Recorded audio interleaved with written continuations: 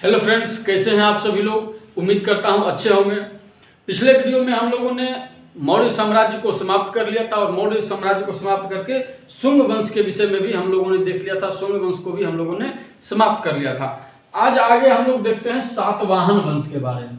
सातवाहन वंश, इसे ही आंध्र सातवाहन भी कहा जाता है। आंध्र सातवाहन, आंध्र सातवाहन भी कहा जाता है क्योंकि इनका आंध्र प्रदेश और महाराष्ट्र के क्षेत्रों में इनका शासन था, इसीलिए आंध्र प्रदेश के क्षेत्र में होने के कारण इन्हें आंध्र सातवाहन भी कहा जाता है। इस वंश के जो संस्थापक थे वो थे कौन? तो सिमुक। सिमुक ने सातवाहन वंश की स्थापना 60 ईसा पूर्व में, 60 ईस्वी पूर्व में सुशर्मा की हत्या करके। किसकी हत्या? सुशर्मा। सुशर्मा की हत्या करके इन्होंने क्या किया था? 60 ईस्वी पूर्व में सातवाहन वंश की स्थापना की, सातवाहन वंश का नींव डाला था। इसके बाद इन्होंने अपनी जो राजधानी है, इनकी राजधानी थी प्रतिष्ठान। राजधानी कहां थी? तो राजधानी थी प्रतिष्ठान। प्रतिष्ठान में इन्होंने अपनी राजधानी स्थापित की। प्रतिष्ठान को अपनी राजधानी बनाया। प्रतिष्ठान है कहां? तो ये महाराष्ट्र में है। ये महाराष्ट्र के क्षेत्र में प्रतिष्ठान एक जगह है जहां इन्होंने क्या किया? अपनी राजधानी स्थापित की थी सिमुक ने। ठीक है। और इस वंश में और भी बहुत सारे शासक हुए हैं। तो सिमुक के विषय में बस इतना ही ध्यान में रखना है कि सिमुक ने सातवाहन वंश की स्थापना की थी और राजधानी अपनी प्रतिष्ठान में स्थापित की। सातवाहन वंश की स्थापना किसे हराकर, किसकी हत्या करके की थी?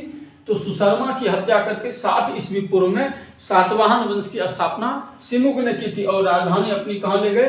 अपनी राजधानी प्रतिष्ठान को बनाया, जो कि महाराष्ट्र में का एक क्षेत्र है। ठीक है। इसके बाद सिमुक के बाद जो अगला शासक है, अगला शासक सातकर्णी। सिमुक के बाद अगला जो शासक बने वो कौन बने? सातकर्णी अगले शासक बने। सातकर्णी के काल में भी कोई विशेष उस तरह की घटना नहीं हुई। इन्होंने 2 राजसूय यज्ञ, 2 राजसूय यज्ञ नहीं, 2 अश्वमेध यज्ञ करवाया था।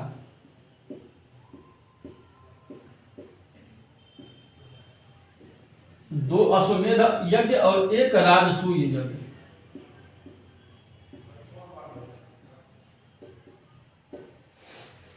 दो अश्वमेध यज्ञ और 1 राजसूय यज्ञ किसने करवाया था? तो सातकर्णी ने करवाया था 2 बार। ठीक है। और सातकर्णी के संबंध में भी, सातकर्णी के शासन काल में भी कोई विशेष घटना नहीं घटी थी। तो इसलिए बस इतना ही सातकर्णी के संबंध में भी याद रखना है कि 2 अश्वमेध यज्ञ और 1 राजसूय यज्ञ करवाया गया था। इसके बाद अगला जो शासक बना वो कौन बना? तो वो गौतमी पुत्र सातकर्णी।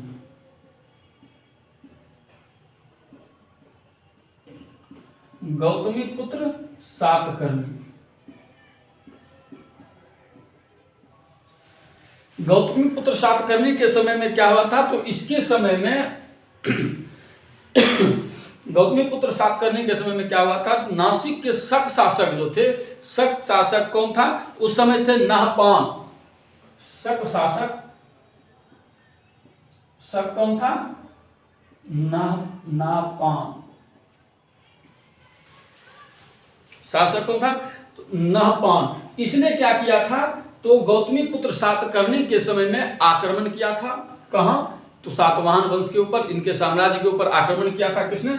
नापहान ने गौतमी पुत्र सातकर्णी के समय में। और इसमें नाहपान को क्या हुआ था? हार का सामना करना पड़ा था। नाहपान क्या हो गया? पराजित हो गया था। उस युद्ध में कौन विजयी हुआ था? तो गौतमी पुत्र सातकर्णी उस युद्ध में क्या हुए थे? विजयी हुए थे। इसके बाद जो अगले शासक आए वो अगले शासक आए वशिष्ठी पुत्र। अगले जो शासक आए हैं कौन है?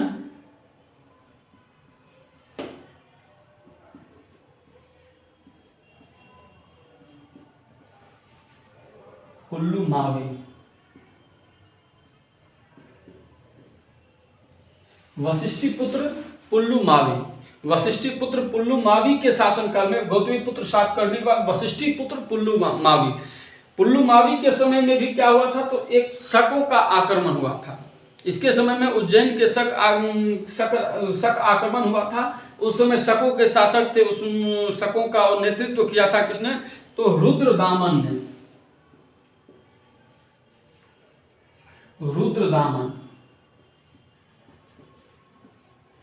रुद्रदामन के साथ क्या हुआ था, वशिष्ठिपुत्र पुल्लुमावी का युद्ध हुआ था। और इस युद्ध में रुद्रदामन की विजय हुई, रुद्रदामन का विजय हुआ था। और पुल्लुमावी उस समय क्या हो गए थे, युद्ध में हार गए थे। लेकिन हारने के बाद भी क्या हुआ, दोनों में वैवाहिक संबंध स्थापित किया गया। दोनों राज्यों के बीच वैवाहिक संबंध को स्थापित करके शांति बनाया गया दोनों राज्यों में। ठीक है, तो वशिष्ठिपुत्र पुल्लुमावी के समय में। इसके बाद और भी शासक आए हैं। तो और भी शासक थे कौन, तो एक थे इस वंश के सबसे अंतिम जो शासक थे यज्ञश्री सातकर्णी। इसके बाद वशिष्ठिपुत्र पुल्लुमावी के बाद यज्ञश्री सातकर्णी।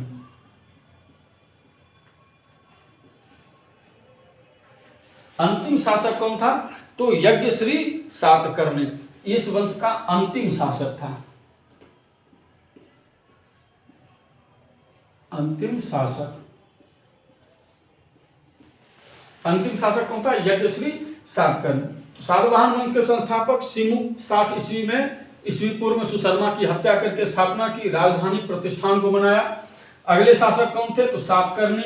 इन्होंने 2 अश्वमेध यज्ञ और एक राजसूय यज्ञ किया था। उसके बाद अगले शासक आए गौतमीपुत्र सातकर्णी।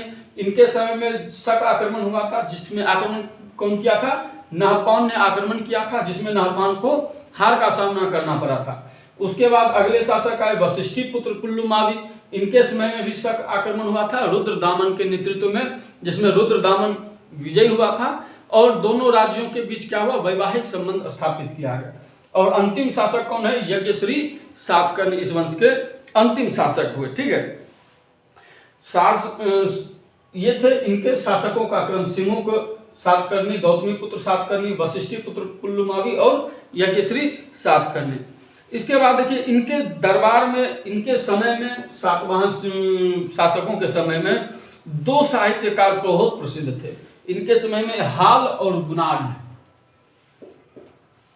हाल और गुणाढ्य।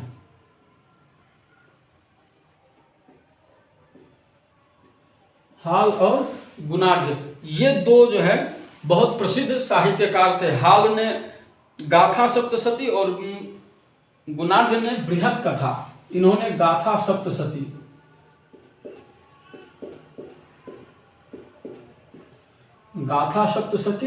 और इन्होंने बृहत कथा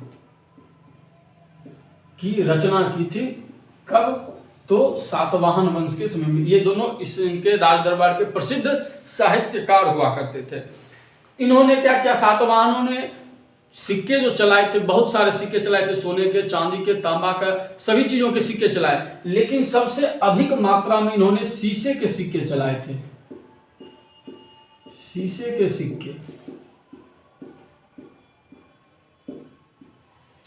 सबसे अधिक मात्रा में इन्होंने क्या चलाया था, शीशे का सिक्का। जैसे अभी 1 रुपया 2 रुपये का सिक्का अधिक मात्रा में चल रहा है, उसी तरह इन्होंने क्या किया था, शीशे का जो सिक्का है वो अधिक मात्रा में, सबसे अधिक सोने, चांदी और तांबे से अधिक मात्रा में शीशे का सिक्का इन्होंने क्या किया था, सर्वाधिक चलवाया था। ठीक है, ब्राह्मणों को भूमि अनुदान देने की भी प्रथा सातवाहन वंश में ही प्रारंभ हुई। ब्राह्मणों को भूमि अनुदान देने की प्रथा, जैसे किसी यज्ञ में ब्राह्मणों को क्या करना है, भूमि दान करना है। इसके बाद, इसके अलावा इन्होंने सैनिकों को और कर्मचारियों को भी वेतन के बदले भूमि देने की प्रथा प्रारंभ किया। कर्मचारियों को भी क्या देते थे, भूमि ही दान किया करते थे। भूमि का एक टुकड़ा दे दिया करते थे, या एक कोई गांव दे दिए, वहां से जो राजस्व आएगा या वहां से जो कलेक्ट होगा धन, वो सब क्या होगा, वो कर्मचारी जिसको दे दिया गया है वो क्या करेगा, वहां से कलेक्ट करके अपना खर्चा निकालेगा। तो कर्मचारियों को भी भूमि दान देने की प्रथा इनने शुरू की, लेकिन सबसे अधिक इसका उपयोग किया तो गुप्त शासकों ने इस प्रथा का, इस कार्य का सबसे अधिक उपयोग किया कि कर्मचारियों को भूमि देना या दान करने की जो प्रथा थी। भूमि में दान का जो सबसे प्राचीनतम पुरालेखीय प्रमाण मिलता है वो सातवाहनों के नानाघाट अभिलेख से हमें प्राप्त होता है। ये भूमि को दान में देने का कहां से पता चलता है? तो नानाघाट अभिलेख से, नानाघाट अभिलेख से। अभिलेख से क्या पता चलता है? तो भूमि अनुदान में देने की प्रथा के बारे में पता चलता है। इनकी जो राजकीय भाषा थी, इनकी राजकीय भाषा कैसी थी? तो इनकी प्राकृत भाषा थी। प्राकृत भाषा का ये अधिक उपयोग करते थे अपने राज्य काज में, राजसी सारे कार्य में। ये किस भाषा का प्रयोग करते थे? तो प्राकृत भाषा का उपयोग करते थे। सातवाहनों का जो शासन था, इनका जो समाज था, इनका समाज मातृसत्तात्मक समाज था। ये प्रश्न पूछ सकता है कि सातवाहन वंश का इनका समाज कैसा था? तो मातृसत्तात्मक था,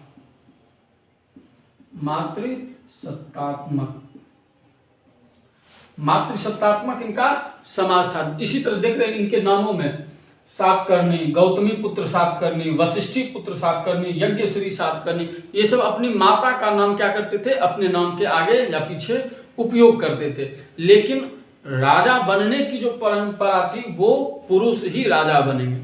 वहां पर भी महिलाओं का हस्तक्षेप नहीं था कि कोई महिला राजा बनेगी या शासक बनेगी। तो राजा बनने की जो परंपरा थी वो पुरुषों की ही थी। लेकिन समाज माताओं को क्या होता था? स्त्रियों को अधिक सम्मान इनके समय में दिया जाता था। राज सिंहासन का उत्तराधिकारी हमेशा पुत्र ही होगा। भले इन्होंने मातृसत्तात्मक अपने माताओं के सम्मान के लिए अपने उनके नाम को धारण किया, लेकिन उत्तराधिकारी जो होगा वो क्या होगा? वो हमेशा पुत्र ही होगा। ठीक है। सातवाहन राज्य ने उत्तर और दक्षिण भारत के बीच सेतु का काम किया था। ये जो है, जैसे ये पूरा का पूरा भारत है,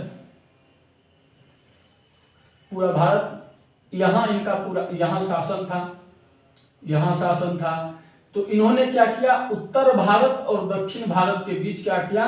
सामंजस्य बैठाने का कार्य किया। दोनों के मध्य इन्होंने क्या किया? एक सेतु का कार्य किया, ताकि दोनों का विकास एक साथ हो सके, दोनों को एक साथ लेकर के चला जा सके। ठीक है। तो इनके बारे में, सातवाहन वंश के बारे में विशेष इतना ही है। इससे अधिक कुछ विशेष सातवाहन वंश के बारे में हमें पढ़ना भी नहीं, और एग्जाम में भी इससे अधिक कुछ प्रश्न हमारे एग्जाम में भी नहीं आते हैं। तो इतने ही बातों को ध्यान में रखना है। और इससे एक दो प्रश्न ही, एक मुश्किल से एक प्रश्न सातवाहन वंश से संबंधित बनता है। बीपीएससी का एग्जाम हो या बिहार एसएससी का हो या टीचर का एग्जाम हो, तो किसी भी एग्जाम में तो एक प्रश्न से अधिक इस टॉपिक से नहीं बनता है। तो हमें जितना कम ध्यान में रखना हो, उतना जितना आवश्यकता हो उतने ही हमें हर विषय में पढ़ना है। तो उम्मीद करते हैं कि ये वीडियो आप लोगों को पसंद आया हो तो लाइक करें, शेयर करें, कमेंट्स में ज़रूर बताएं आप लोगों को हमारा वीडियो कैसा लगा। धन्यवाद।